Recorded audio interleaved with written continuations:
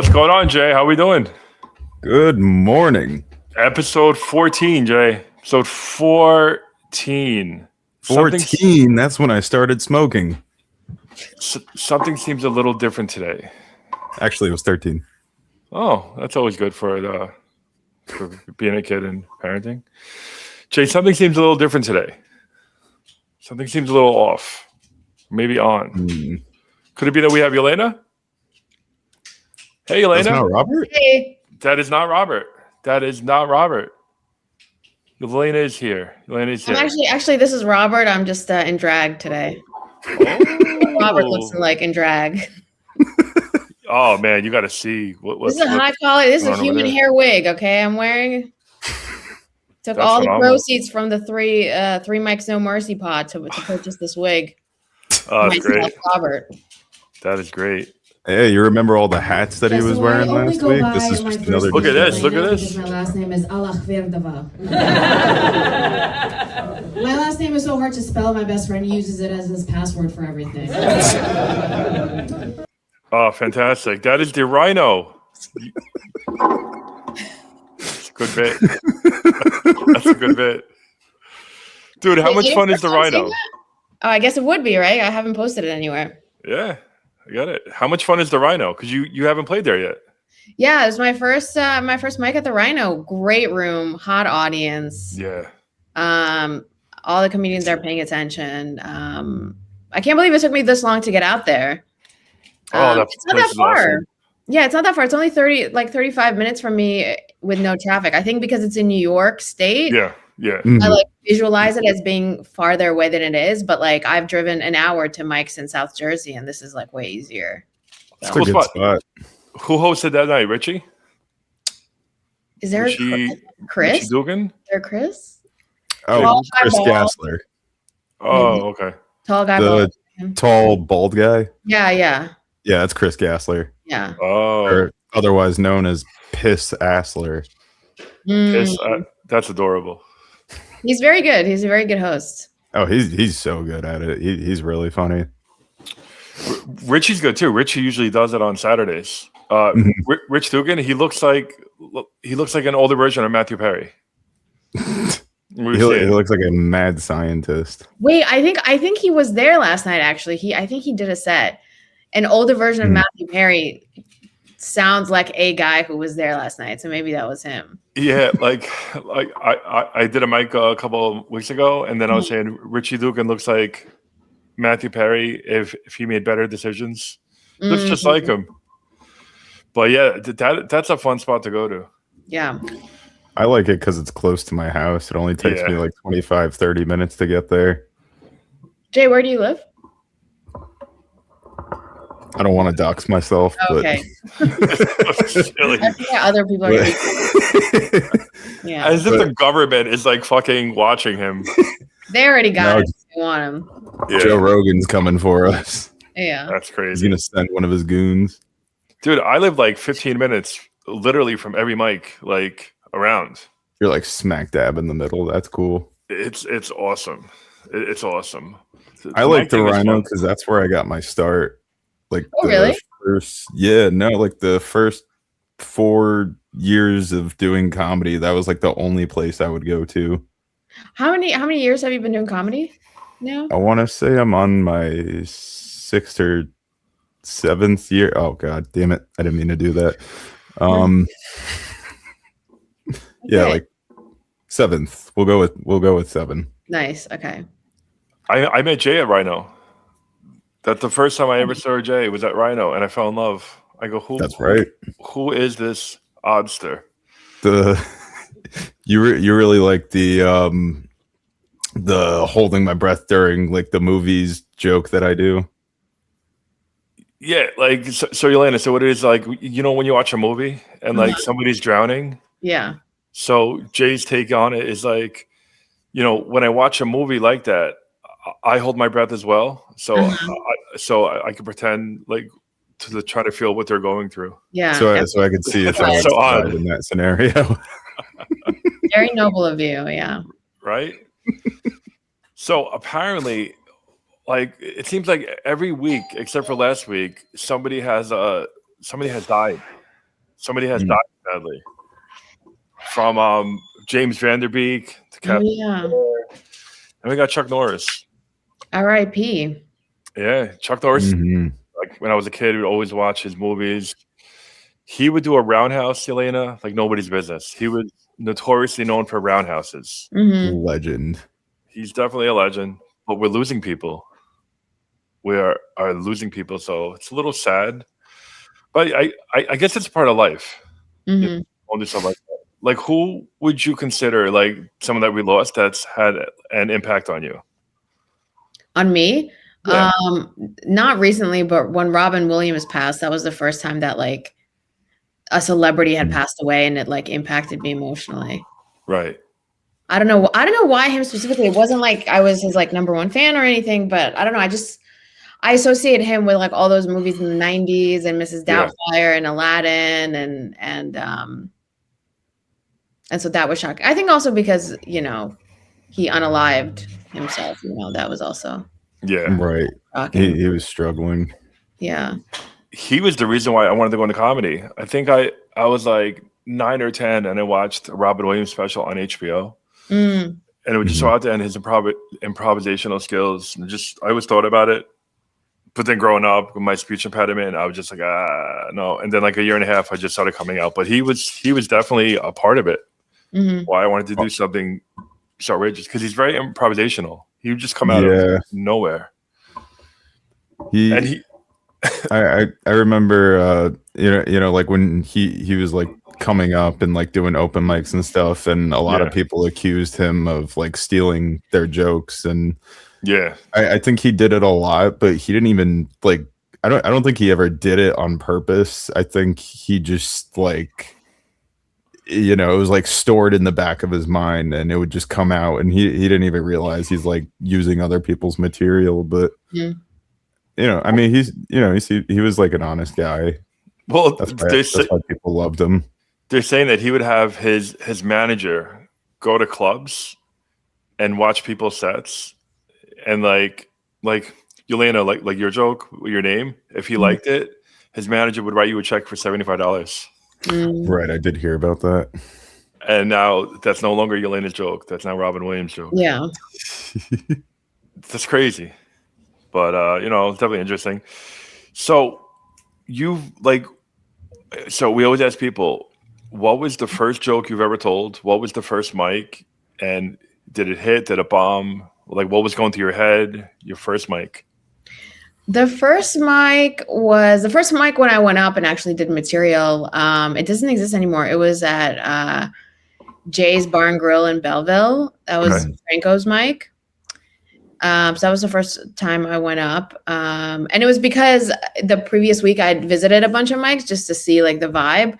And, you know, Franco was very like conversational and asked me like, oh, are you just like here to watch? Or are you a comic? And I'm like, oh, eventually I'd like to do it. And he's like, okay, like come up now. And I'm like, no, I'm not ready now. He's like, okay, you know, give me your word that you're going to come up next week. And I was like, all right, you have my word. And then I came back next week and did material.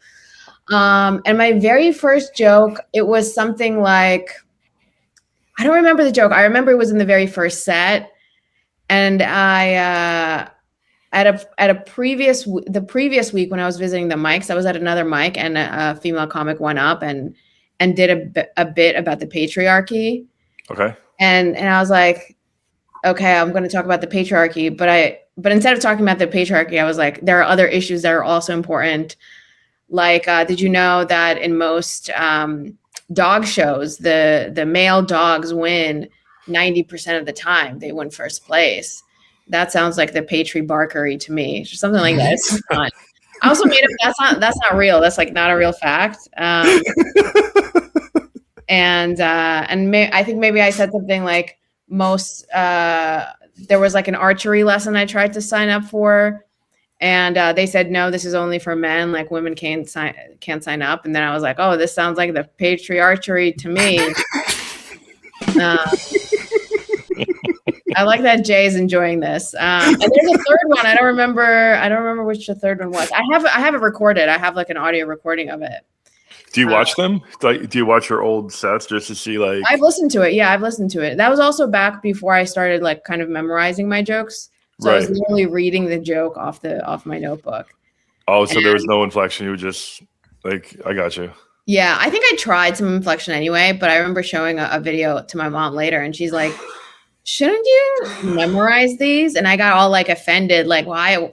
Respect my art. What? Right, I did have to start. At least you can have the notebook with you as like as reminders of the jokes that you can do, but you can't read the joke off the page. Right. But everybody starts somewhere, and that's where I started. That's good. Now, what is your take on female comedy? Because I was going over some quotes. Mm-hmm.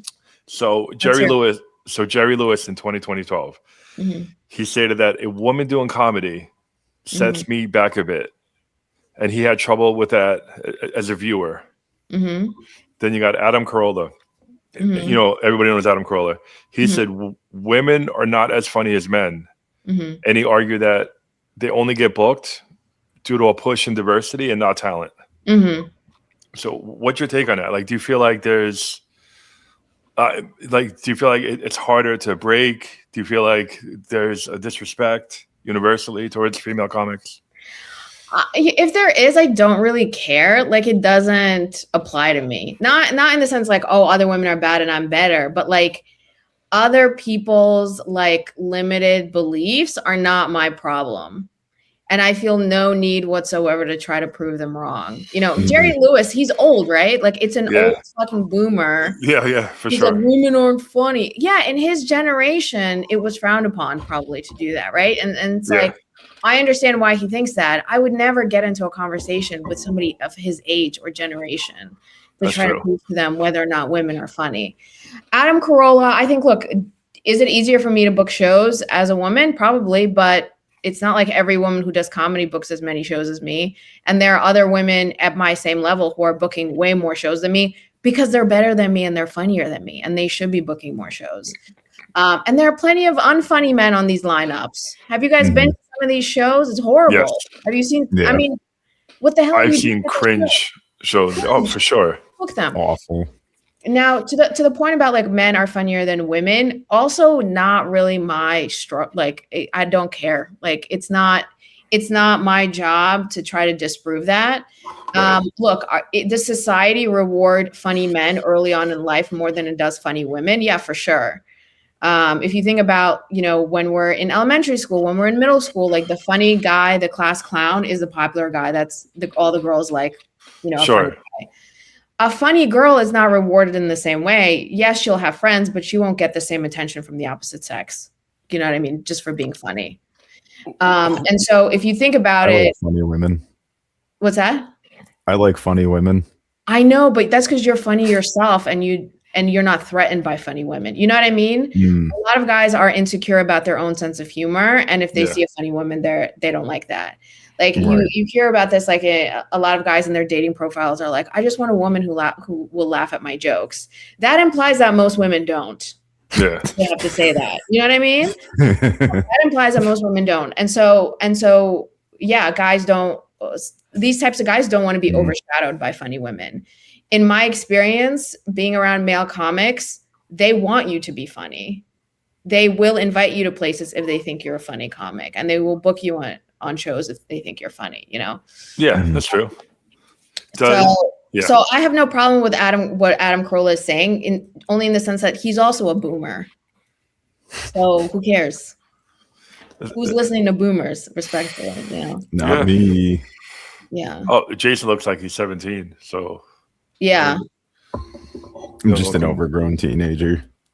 Also, by the way, like when I hear like guys of that generation say like kind of misogynistic stuff at mics or at shows, the first people to roll their eyes are the young male comics in the room, where they're like, "Oh God, how embarrassing." You know what I mean? It's not the women don't even have to speak up for ourselves, because you see the young guys like of Jay's age who are like, "Oh, brother.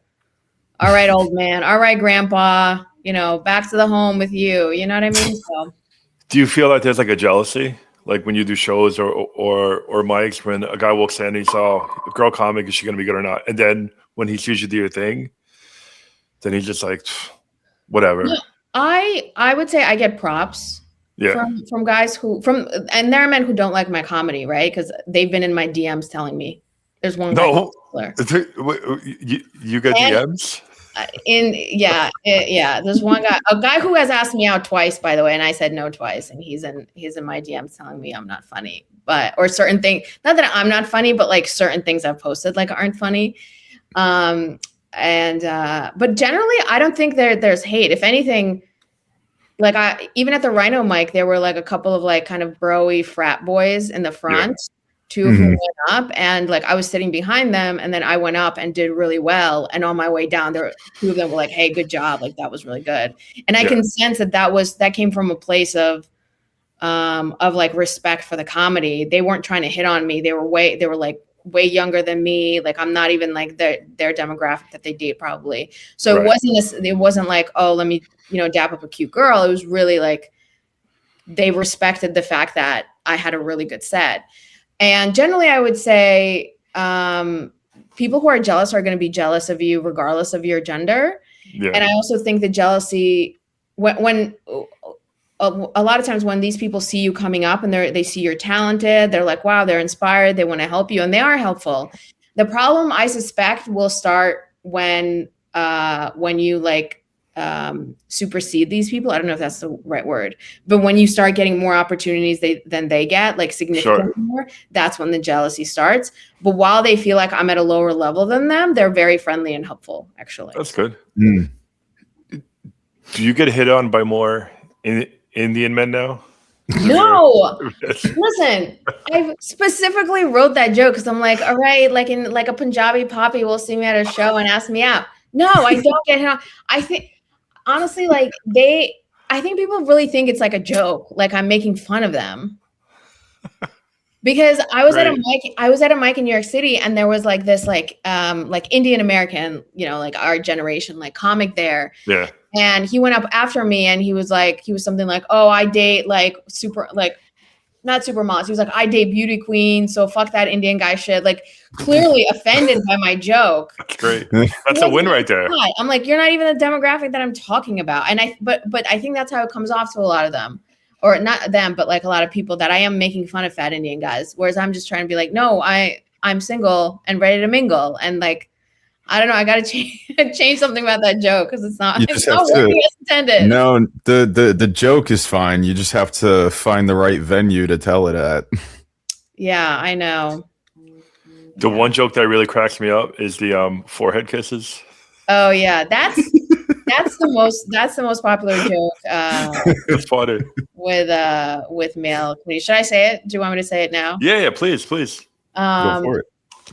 So I'm dating again, and dating stuff when you don't drink. I stopped drinking about a year ago, and I'm not sober. I just realized that I'm not a fun drunk. I'm fun for about 30 minutes, and then I'm at the club asking men if they want to hold hands. That's neither the time nor the place, It's like going on Pornhub and looking up forehead kisses. Forehead kisses is so great. So that joke actually started out as a one-liner. Like it was my very first, I think, joke that actually hit and got respect from other comics in the room. Right. And it started out as me saying like, hey, there was a one-liner that was just like, hey guys, I have a new suggestion for a new Pornhub category, forehead kisses. And like that joke killed every time. And I'd have like male comedians being like, dude, that's so funny. Like you got to expand on that. You got to add more to that. And honestly, I have nothing else to say. I just thought it was like a funny idea. Yeah. And then I was writing about how, I'm fun for about 30 minutes, and then I'm asking men to hold hands at the club, which has happened, by the way. And I am only fun for 30 minutes as a drunk. And then I managed to add that in at the end. So I transformed the joke as like a tag to something else. I transformed the one-liner as a tag to something else, which I found to be like really cool in comedy. You can do that when you have like a little snippet that is funny, but it's like not working anywhere. Yeah. And then once you finally find a home for it, you're like, nice. Yeah. I deleted a lot of notes from my phone, like a lot of like the first jokes that I originally wrote. Mm-hmm. And I kind of wish I didn't, because some of those I probably could have made work, but I just would look at it and I would cringe and I'd be like, oh God, no, I'm never doing this joke again. Like, but there was a couple of them that I saved that I actually like fixed. I rewrote the whole thing. I added more tags to it, made it better. Like the Frank the Gnome joke, like that's like a fan favorite, and that's actually one of the first jokes that I ever wrote. I just like went back and made it better. My mom loves that joke, by the way.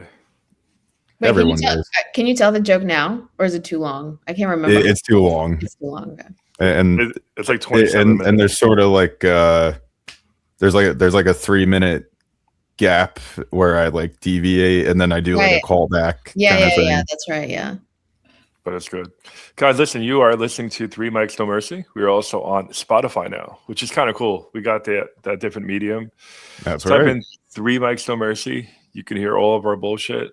Enjoy for the ride. You don't even have to look at our faces. No, you don't have to look at our faces. So it is good.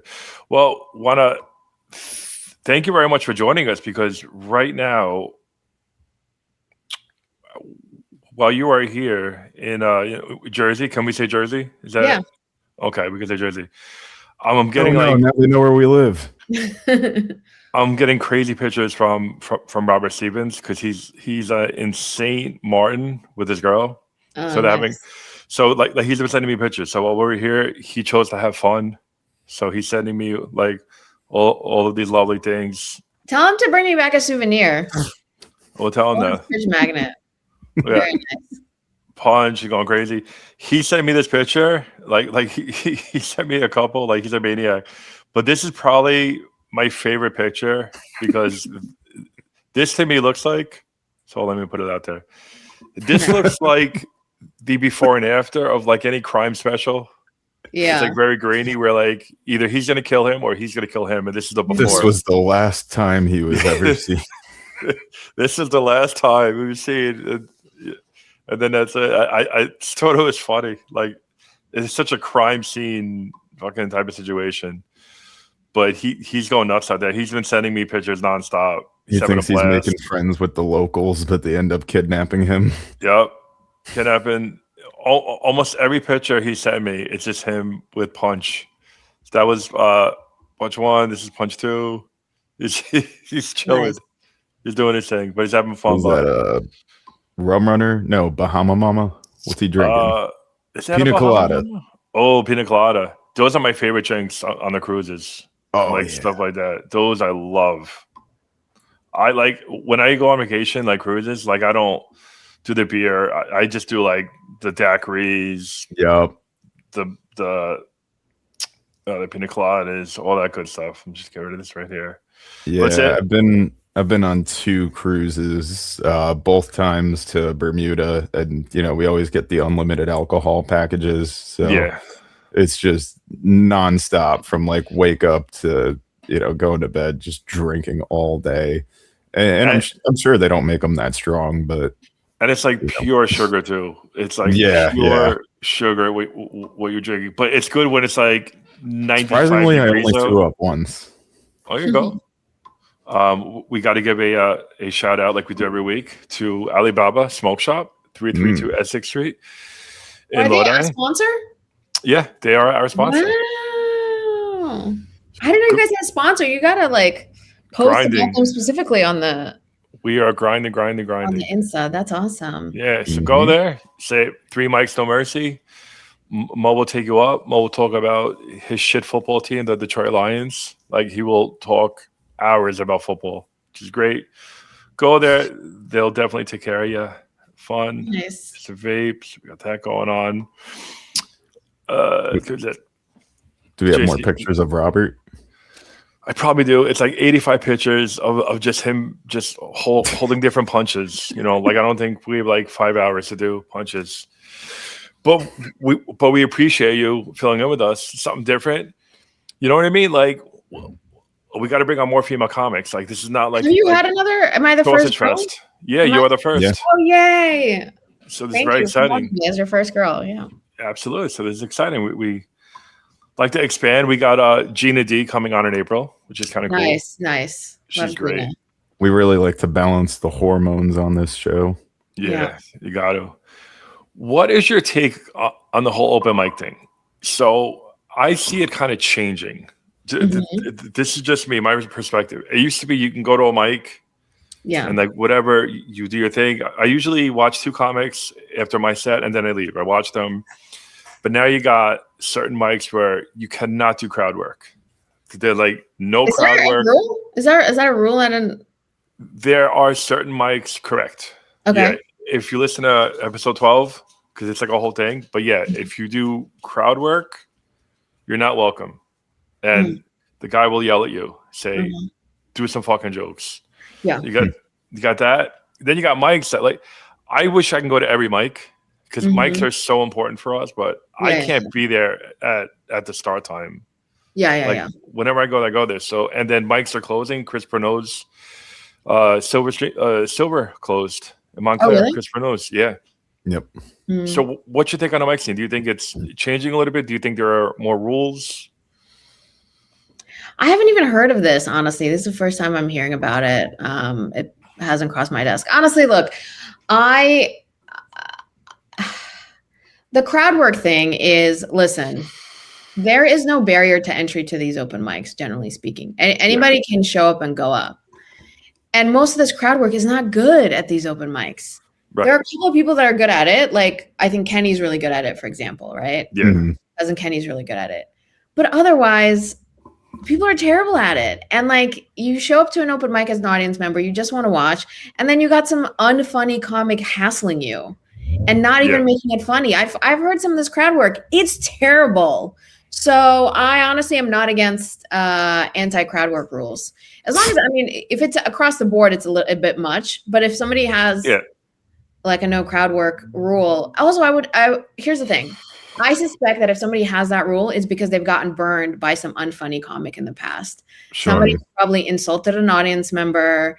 Somebody, maybe they said something disgusting to a woman in the audience. I've been at open mics where the host is like commenting on, one of the audience members' feet and how nice they are. He was talking about her feet? The male comic was talking about the female audience member's toes and how nice they looked. That's not weird. So I just don't know I've seen some stuff, you know what I mean? That I don't like that kind of crowd work. How about punctuality?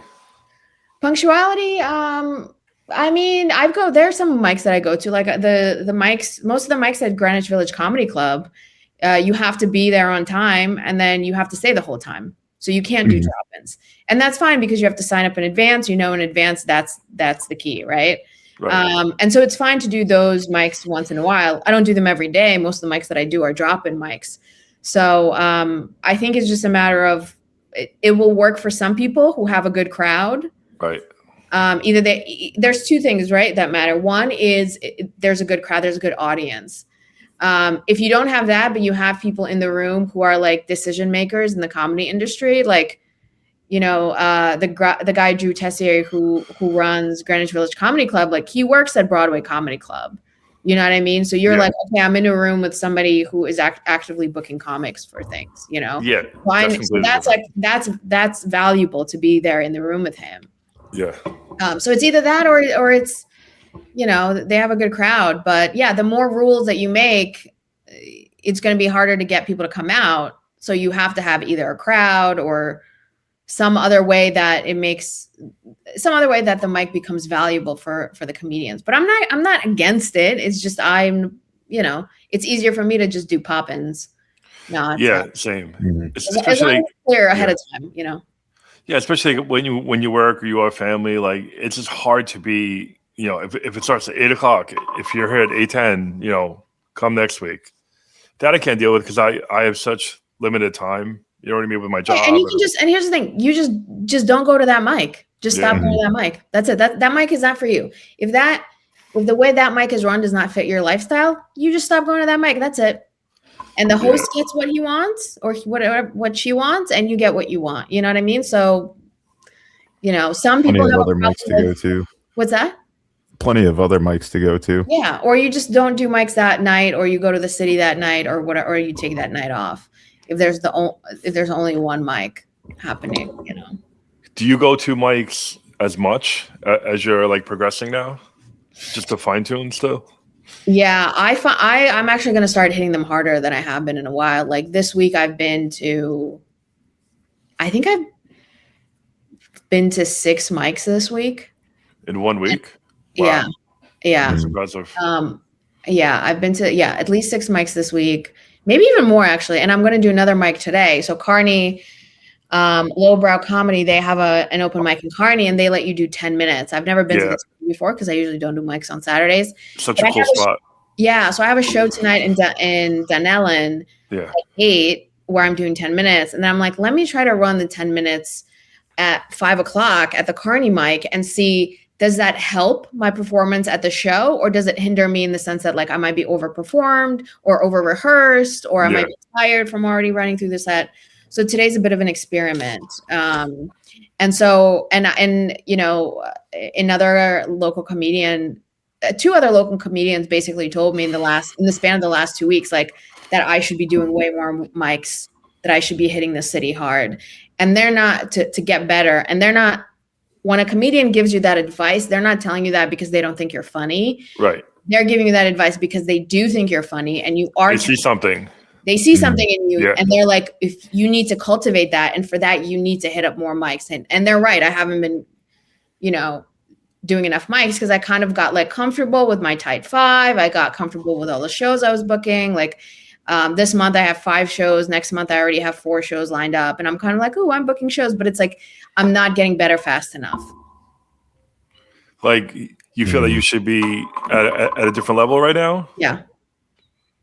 I mean, you're getting booked. Like you're whatever you're doing is working. Like clearly. Yeah, but here's the thing: just because I'm getting booked does not mean that I'm improving. Because I'm basically getting booked off my tight 5. People see my tight 5 at mics or at other shows, and they asked me to be on their show. Like I did a show. I did Pat Golden's show in Brooklyn in December, and this guy who runs another Brooklyn show was in the audience and introduced himself to me after the show, and recently reached out to me and booked me on his show in April in Brooklyn again, right? But these are all based on my tight 5, and I've been using the tight 5 as like a crutch. Yeah. Oh, I'll just do this and people will be impressed, you know? And it's like, that's not good enough. I need to generate more material. And more importantly than that, like for me, I know I'm a good writer. The issue is my stage presence. I need to become more comfortable with the audience. I need to connect with the audience better. I need to sound less rehearsed. And that all takes, yes, it takes reps, but it also takes like targeted practice. Meaning, you know, I review my notes from how I did on a set at an open mic and see like, okay, what did I learn about it? Like, for example, at the Rhino mic that I just did, it was a hot crowd. They were really, you know, they were laughing at everybody's jokes. They were really, you know, they really liked my jokes as well. Like I really connected with them. When did you go? Did you go on a Saturday? No, I went on Thursday. Literally, like 2 days ago, I was there. Okay. And I took notes on what I learned from that experience, which is that like I've been prioritizing like trying to get as many jokes in as possible. Like I need them to hear my entire tight 5 because it's so good. Maybe a certain number of laughs per minute kind of thing. It's not laughs per minute. It's more like I need them to hear my entire set because I worked on it and I like it and it's good and I want them to hear all the great stuff I've written.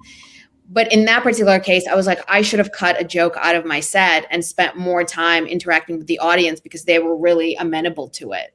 You know what I mean? Yeah. And that's a lesson that you learn from doing mics.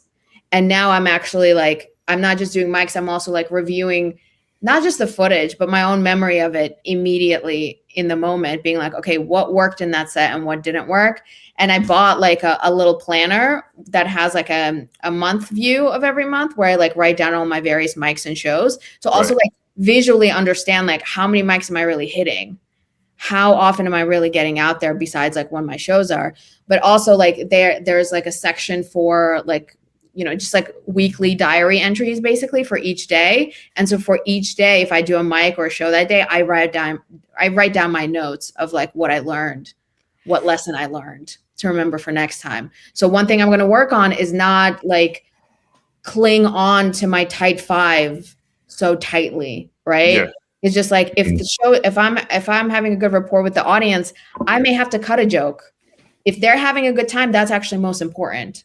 Do you have jokes that always kill, but you're just so tired of them. So like you use some of them as like a safety because you know it will hit, but you're so tired of doing it. I would say honestly, my gun stripper joke. At this point. So it used to be my strongest joke when I started, and now it's my weakest. And I'm sometimes like, I'm kind of like sick of doing it, and it might be the next one in my tight 5. It's going to be the next one to get replaced. I'm pretty sure I know what I'm going to replace it with. In fact, but it's going to stay in my 10 minutes. So tonight I'm doing that. I'm going to include that joke because I need it. That's kind of how I feel too. What's that, Jay?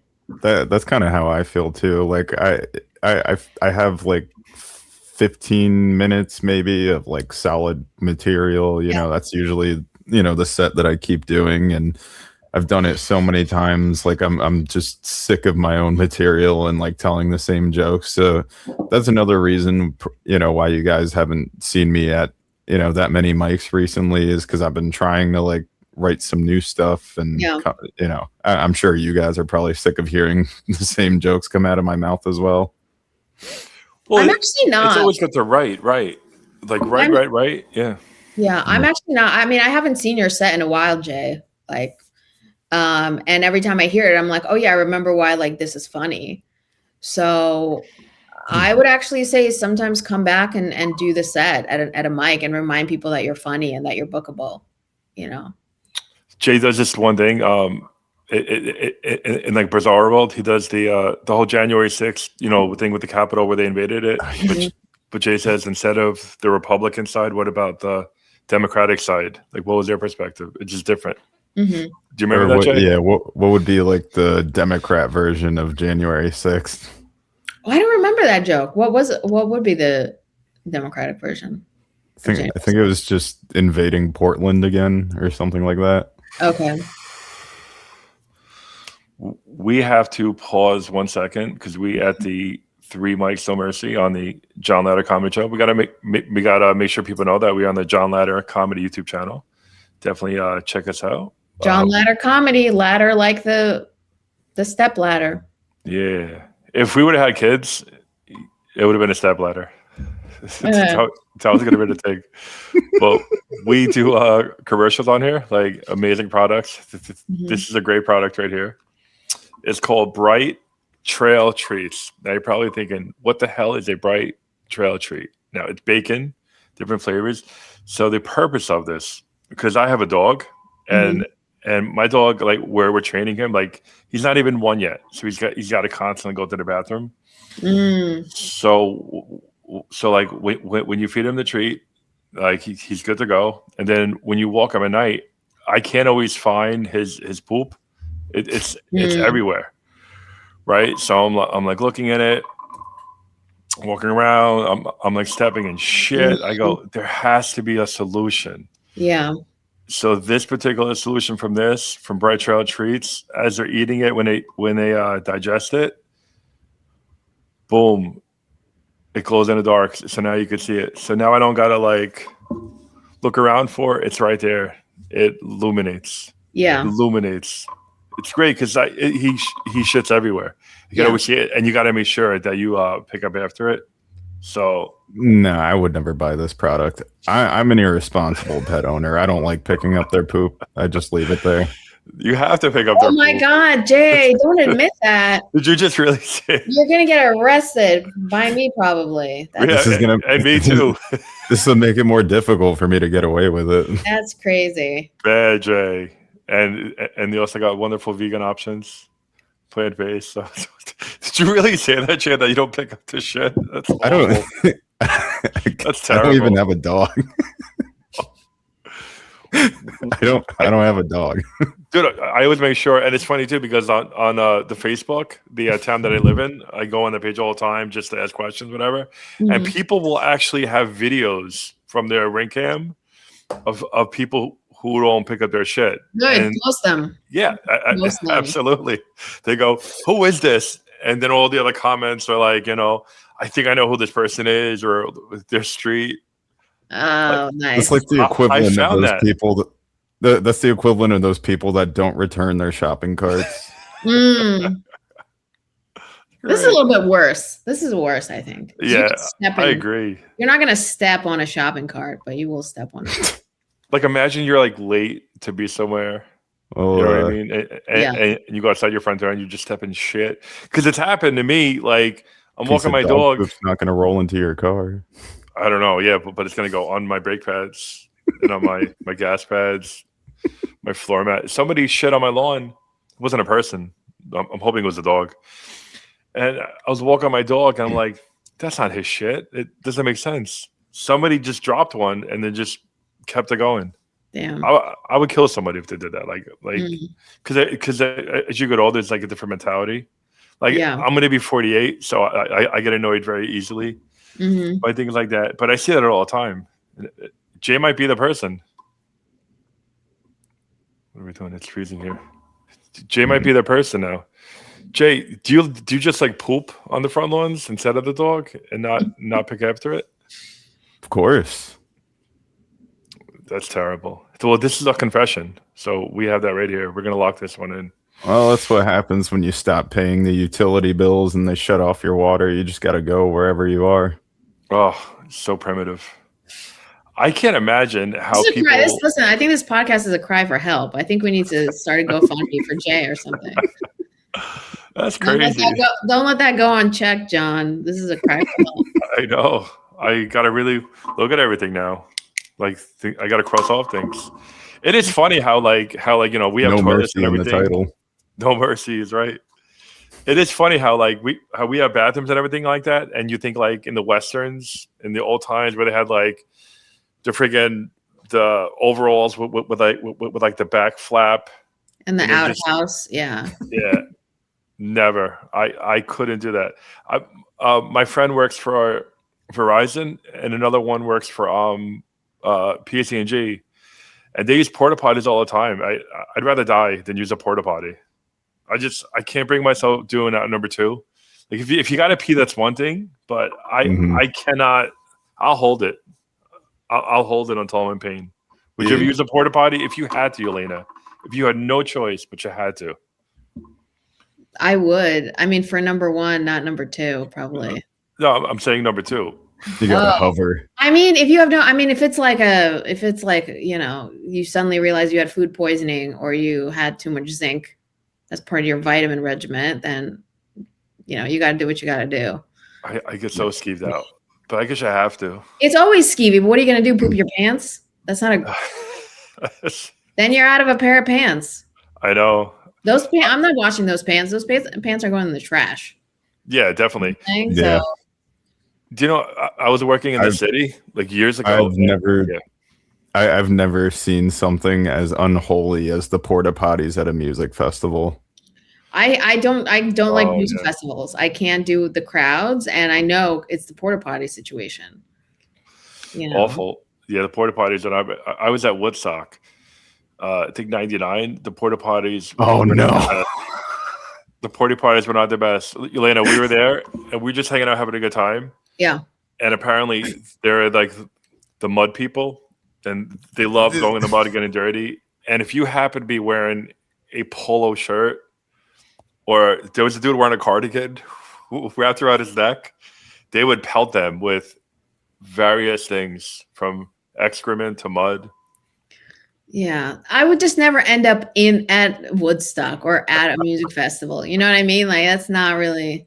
That's like the boomers talking about women not being funny. It's like I wouldn't even be. We're not in the same rooms. No, I mean? Woodstock 99 was a riot, like an actual riot. Yeah. Oh, that's right. Yeah, you're right. Yeah. And that there was like flooding, and actually that's what happened. Like, people thought it was just mud, but it was actually like the water and poop from all the porta potties that was. Oh my god! And people were just rolling around in it. Ew!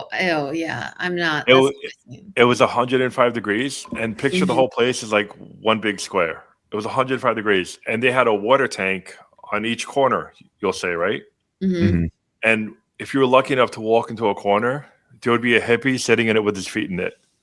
So I'm like, I guess I'm not drinking water today. Or you got to pay $10 for a Poland spring water. Yeah. I don't recommend that at all. That whole experience, it's not cool. Like if you're like young and dumb and you want to do something dumb, go enjoy and Yeah. let me know how that works.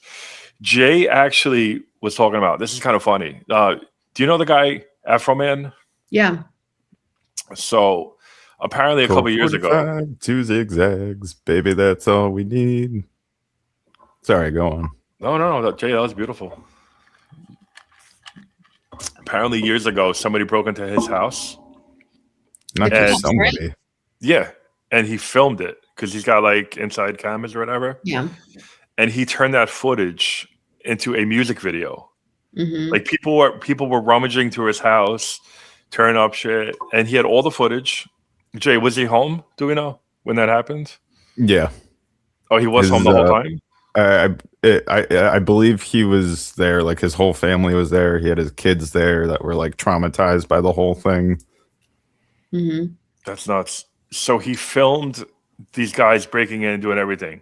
And then he saved that footage. Sorry, my screen shut off. And then he put that into a music video, the surveillance. So there was a whole lawsuit. Jay, what was the whole lawsuit? Because you know more about this. Well, it wasn't just somebody that broke into his house. It was actually the local sheriff's department that raided his house with, guns and. It was a raid. It wasn't a robbery. It was a raid. No, it was a raid from the sheriff's department. And if you look at the warrant, they thought he was selling narcotics and also accused him of kidnapping. And basically, they found no evidence at all to support either of those claims, and pretty much raided his house for no reason at all. Traumatized his kids. So yeah, he wasn't happy about it. Didn't they steal stuff from him too? Like, didn't they steal money? Or something? They confiscated cash that was in his house. They also shut off his surveillance system once they discovered it. I think one of the officers like flipped off the cameras. Yeah, they weren't happy once they realized they were being filmed. So then there was a whole lawsuit because this is trending right now. So yeah, he took all that footage from the raid and basically put out a few songs, diss tracks, used that footage in the music videos, and then the sheriff's department decided to sue him. And it turned into this whole. It was so funny because you see the lawyer like grilling these officers, asking them all these questions. And the one officer is like, yeah, he in the one song, he said he fucked my wife. And then the lawyer's like, okay, but this isn't real. It's just like a song or whatever. And he's like, well, I don't know that. like basically admitting he like doesn't trust his wife kind of thing. Yeah. He said that he was like damaged from it. Cause they go, how do you feel about it? And he goes, I don't know, Leo, like, it's not right. It's torn apart my family. So there was this whole lawsuit happening. And then, Jay, what happens? What's the final outcome, Jay? Afroman won the lawsuit. Completely won it with everything going on. Absolutely humiliated them in court. That's crazy. And has gone on to put out more diss tracks just in the past couple days. And he won. He beat the system. That's right. Freedom of speech wins again. I think it's crazy. Like, so they raided, and I've never heard of something like that, where like saving the footage and then using it in like a video just to like promote. That's crazy. I got to do that if that ever happens. If I ever get raided, I'll just take the footage and then I'll put like, my stand-up comedy material over the footage and I hope when that happens that I hope on that day that happens that people's dogs are shitting all over the front of your house, the curb. Or maybe I'll just play the footage on stage and do jokes about it. That's crazy. Well, he promotes, I guess. That's an interesting way. Yelena, you got a lot of stuff going on. So we would play some of the videos, but we don't want to get copyright strikes. Yeah, like, so there's so many rules about YouTube now, Yelena. There's so many rules. So like you can play 15 seconds of music, but you got to break it up. Like if you're talking about like a famous intro to a song, you could play 3 seconds of it, and then that's it. And then you could play a little more of it. And as long as you talk through that song, you won't get flagged. Okay. Every time I upload something, like you go through like a process. So it is pretty bananas. Because it has to be like transformative. Yeah. Right. Yeah, that makes sense. It's like a whole thing that's happening. Hold on 1 second. This is the right one. Is this the one? Gotta make sure. Yelena, tell us about this. This is a big step. This is a very, very big step. The Broadway Comedy Club. Yeah. This is a very big step. Because you've done it, John. You've done it, and you also got a residency from it. So really, I mean, I know people complain about bringers, as do I. This is a bringer of, you needed 5 people. I think, 5 people. Yeah. For me, it was really worth it. I mean, I had several people recommend it, including like a full-time touring comic I know who said that this was worth doing. And honestly, like, great experience. I got a really great tape out of it. I mean, the tape I got out of it is the tape that I submit for festivals. It's the tape that I submit to try to get on other shows. The video is so good too. Like that he sent you, it's so good. It's so good. You can hear the audience, which is like what most of us don't have when we record our own sets, right? Like the audience is like not, you can sort of hear the laughs, but not as well as you can hear. One of my clips from it, the bisexual sushi joke, that went viral on Instagram. It got like 3,000 likes and like 2,500 shares. Like, who is sharing that joke? That's so funny to me. Oh, I saw that. You had like 85,000 views on it. Yeah. It was insane, right? And it's from like the joke has been the same for like not quite a year, probably like 9 or 10 months. I've been doing that joke. But I've never had footage this good of the laughter getting caught on camera. And I prepped a lot for this showcase. I mean, I had memorized my set word from word, but I'd been like just doing reps of that same set for months leading up to the residency. And that place is great too. They even have a spot in the back where you can mount your own camera. Yeah. And it gets like the perfect angle. But the problem with that is that being so far away from the audience, it doesn't pick up the audio. The laughter. Yeah. It picks up your microphone, but that's it. So anyway, that's we're talking about if you record yourself, but their tape is very good. And I will probably go back and do the industry room again. Yeah, same. Maybe 6 months or a year when I have a new set. I want to go back and just do a clean 5 and start submitting that to places. And it's cool because they fill it. They fill the house every time. Yeah. I did a spot 11:30 on a Sunday night. Packed. Yeah. I've done the downstairs room from residency. I've done the upstairs room. Yep. At Broadway Comedy Club. Tomorrow night I have Greenwich Village Comedy Club. I'm doing a set there at like 9 or 9:30. And then my last one is back at Broadway Comedy Club on April 11th. So nice. I recommend this, but I recommend this to people who like feel like they have a strong 5. Like I don't think that don't do it when you're like 2 months in and you can't even memorize your jokes. You know what I mean? So I think I'm having trouble trying to like pick out my tight 5, I guess, because for the residency or generally speaking?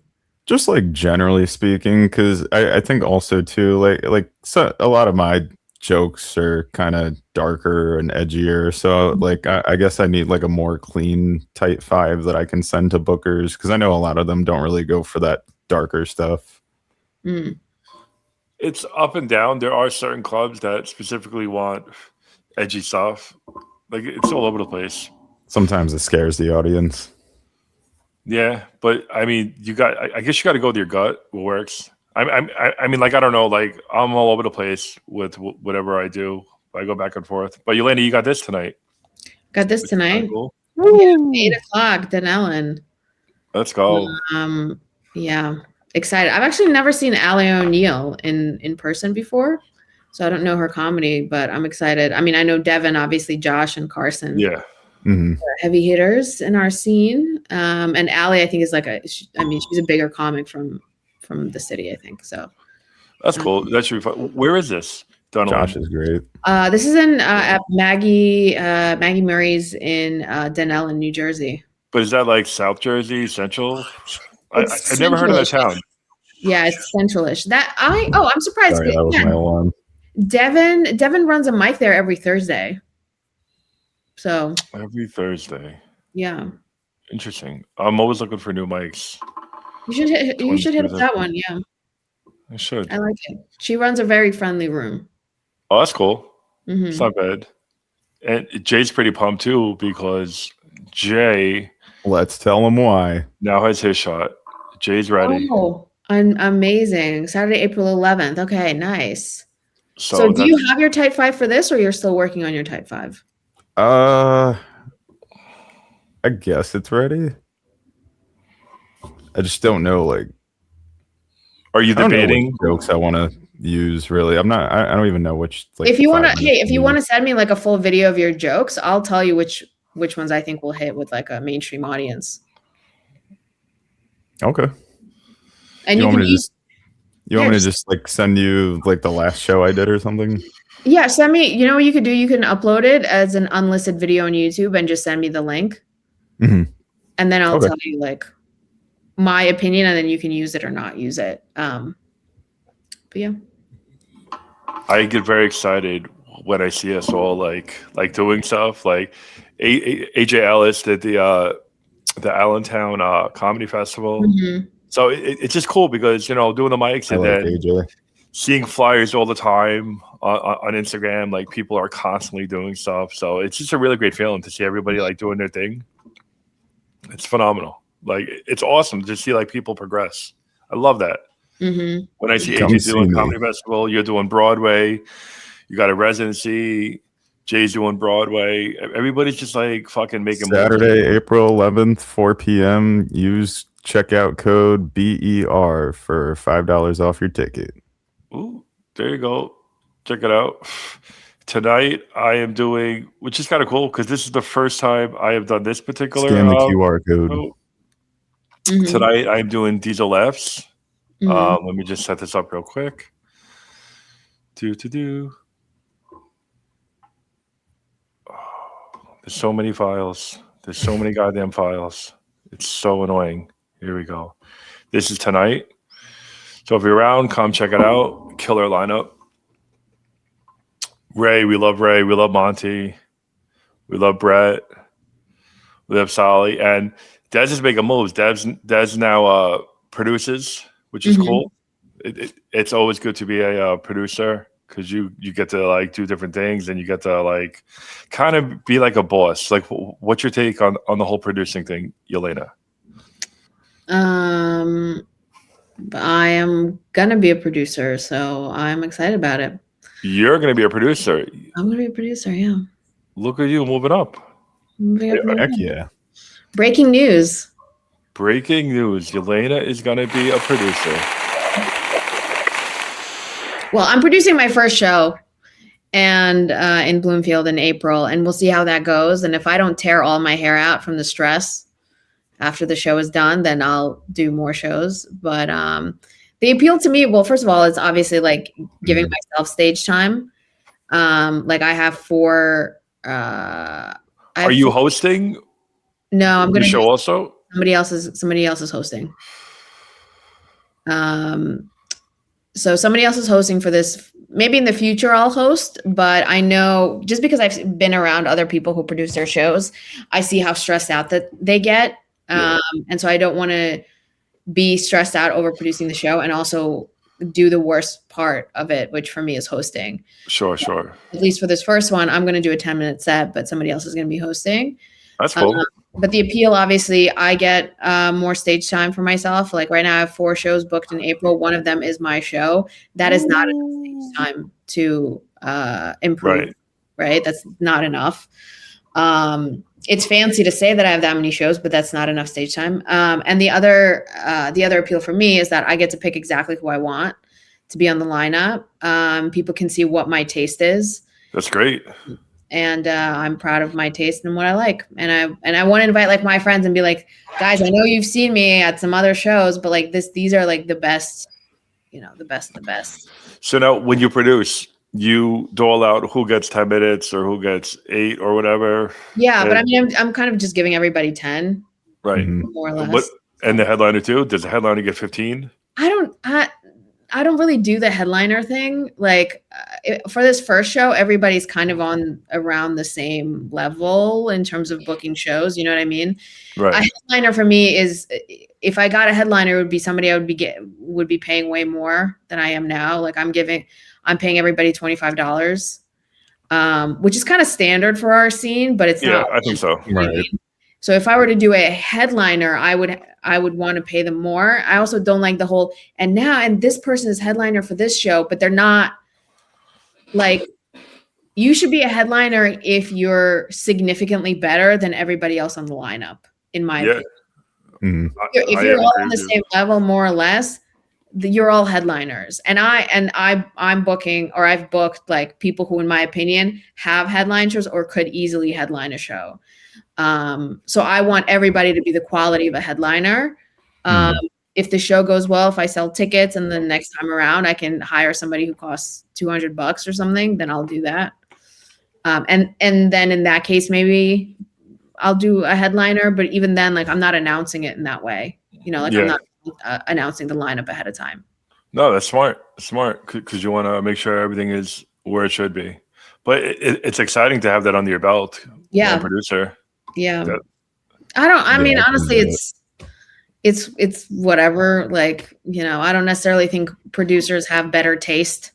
I don't think producers are funnier than the rest of the companies they book. You know what I mean? So it's no, but if you have like a set vision of the type of show and the type of talent. Yeah. That I do. That is a skill. Yeah, that I have. That's awesome. Well, that'll be fun. When you get a flyer for that, we'll definitely put that out. Next week.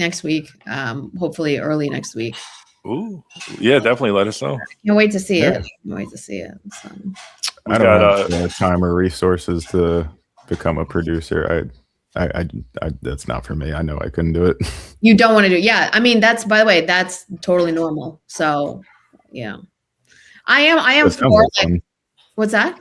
Sounds like fun, but also stressful. It's stressful and it's a lot of work. I would not use the word fun. Again, it's just to give myself more stage time. Mm-hmm. If I were getting booked a lot on lineups that I was like, where I was excited about every single person in the lineup, I wouldn't produce my own show. I hate planning events. Actually, I've done it a lot in the past, and it sucks. Like, actively sucks doing it. Yeah, a buddy of mine, he does in California, and he just started doing a producing. I think maybe he's like a year into it. He's a comic, and he wants to produce his own show, so he puts his own people. But now he's got to have like his own PA set, because he had it at I think at a clothing store. So he had to make sure he had like 20 chairs and all that stuff, and he had to make sure it was the right setting. And then he had to pick the people. Then some people would say, "Yeah, I'm in," but then he wouldn't hear from them until like a day before. So like he doesn't want to bother them. Like, "Are you still in?" Because he didn't hear from them. Then some of them are just not available. Like, it was stressful, but he likes it. Like, he got into it, and when he started doing his first and second show, people were so into it that they're like, "Oh my God, put me on," or like just people who he knew, like, "When's your next show?" So it's kind of awesome to get that word of mouth out there. That happens, but that happens immediately. Once people hear that you're producing a show, they all want to get on because they want stage time. I don't blame them. Sure. But I'm saying, like, these are people, like, these are non-comics who are just audience, where they love the show. Oh, that's and they awesome. go, "Yeah, when's your next show? That's so awesome. Now he constantly produces. So it's kind of cool. Yeah. I mean, the closest thing I've ever done to that was like last year. I did like a open mic party for my birthday and invited a bunch of people there, and I set up like the whole thing. Like, I wanted to go. I missed it. Yeah, we're gonna do it again this summer. Okay, nice. But I heard it was awesome. It was. It wasn't. I could have organized it a lot better, and I also felt like I was kind of just like running around the whole time, like scrambling and like freaking out and just overthinking everything. And Jay, you know what you're really good at? Producing.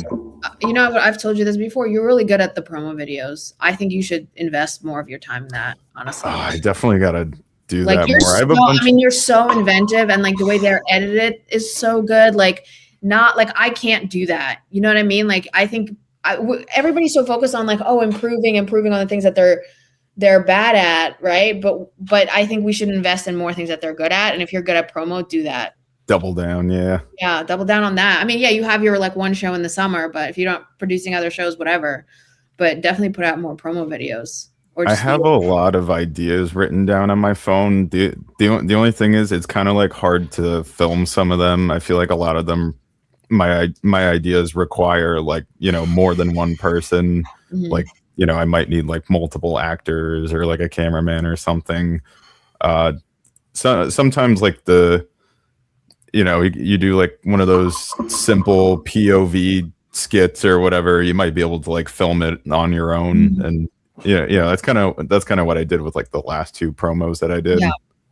That is the hardest part. Like when you come up with such a good idea, but like, okay, it's a great idea, but now you gotta execute it. Like you gotta figure it out. And that's you know, none of my friends want to help me or be on camera, so I'm usually on my own for that.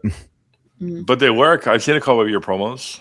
You're like in a car driving or something, and then you're running, or somebody hits you. Like, yeah, but why don't you just like forget your friends if they're not comedians? Like, who cares? Like, for your videos, like hit up John Ladder, hit up Robert Stevens, like hit up other comedians that you're friendly with who want the exposure of being in your skit. By the way, you know what I mean? Oh, I have a great idea for respectfully, don't waste your time with your friends. Hang out with your friends as friends, right? But if they're comedians, they're not a resource. That's it. You know, I have such a great idea with God, Yelena is full of so much wisdom.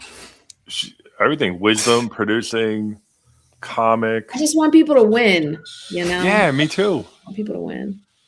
It's always good. It's always That's good true. to win. Like I think all the other comics like want to do this stuff. They're probably more than happy to do it, right? Yeah, they'll be flattered that you thought of them. Are you kidding? I could probably just ask them like right after an open mic. I'll be like, "Hey, man, you want to film something real quick?"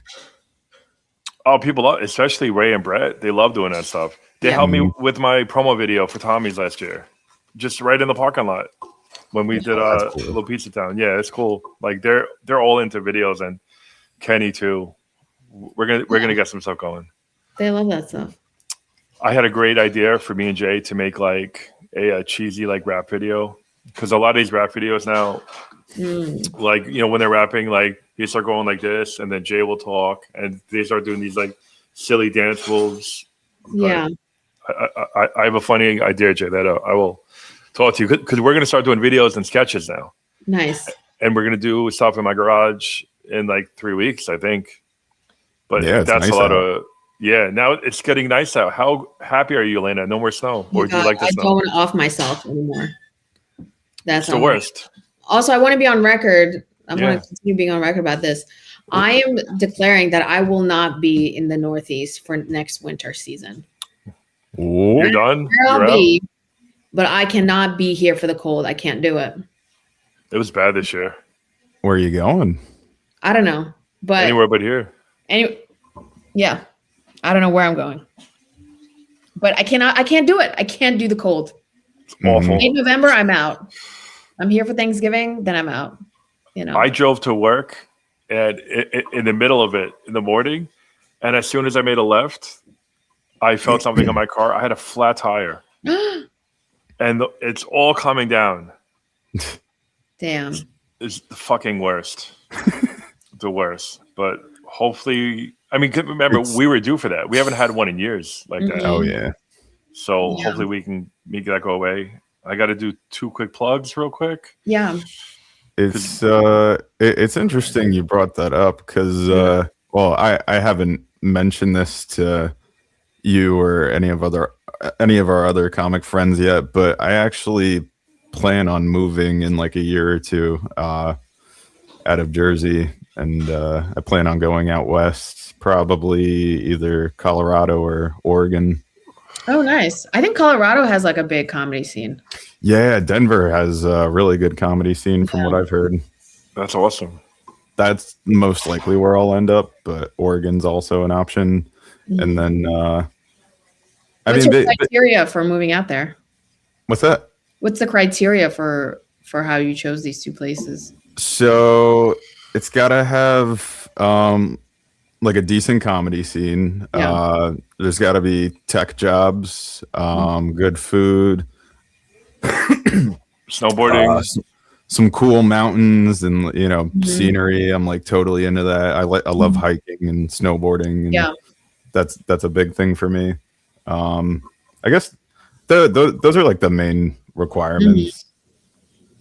But nice. Basically, my plan is to move out in like a year or two. But there's still a bunch of stuff I want to do here on the East Coast first. Like I was planning on sort of doing like a open mic tour kind of thing of like the whole East Coast, and I was also gonna visit some national parks, do some hiking, basically like a hike and mic tour. Oh, hike and mic. I love that. Yeah, that's cool. And then once I get west, then I would do like a tour of the West Coast. Nice, yeah. I know LA has pretty big scene comparable to New York. Yeah. We are coming up towards the end. I gotta plug these things real quick, or I'm gonna get in trouble. I'm ranting. No. Please feel free to rant. Please feel free.